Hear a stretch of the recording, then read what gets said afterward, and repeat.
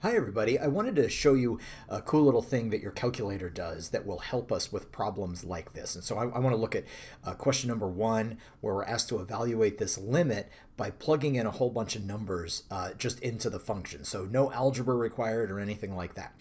And so certainly if I wanted to evaluate 3.9, you could plug 3.9 in for all of those values of x and then do 3.99. But the idea that we are repeatedly plugging in different numbers into the same function is something that is going to come up for us, and that was programmed into your calculator. And so I'm using a TI-83, but all graphing calculators have this. And what we are looking at is we're going to set up a table. And so as always, as I'm going through this on the TI-83, if you don't have a TI-83, then do some searching and find out how to do what I'm doing on your calculator. So the first thing that I want to do is I want to go to this table set icon, and I get this setup here. And the key thing is that I want independent set to ask and dependent set to auto. I'd ask you to recall that when you're dealing with x's and y's, the independent variable is the x and the dependent variable is the y, because y depends upon x. And so this is me setting up the table so that the table will ask me for the independent variable and then automatically tell me what the dependent variable is.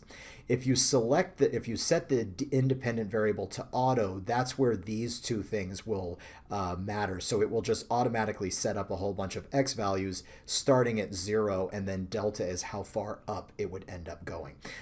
There's no point in this chapter where we would end up needing this. So this is the way that we want to set this up.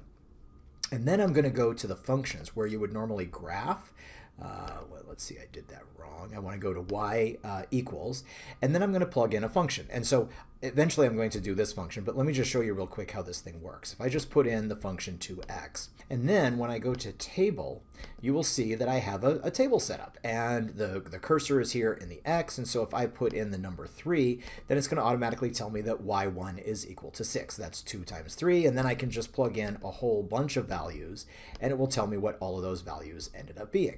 Kind of a cool little feature. So how we're going to set up this particular problem is that in the y equal to, I'm going to put this function x minus 4 divided by x squared minus 3x minus 4. So I need a bunch of parentheses, so x minus 4, and then divided by x squared minus 3 times x minus 4.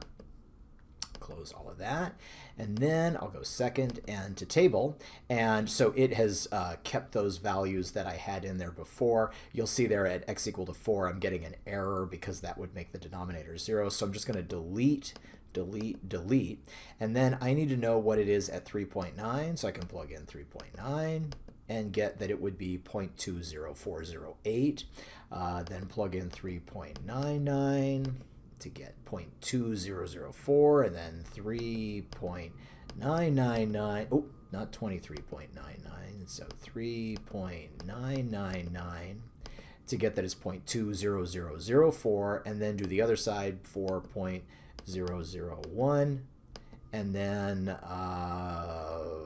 4.01, and then 4.1. And so really quickly, I've got the answers to all of those, which makes it easy to fill in all of those values. And then what you're looking at is to see, as I'm getting closer and closer to 4, what does it look like? And it looks to me like we're getting really close to 0.2. So that's the way that I would answer that question.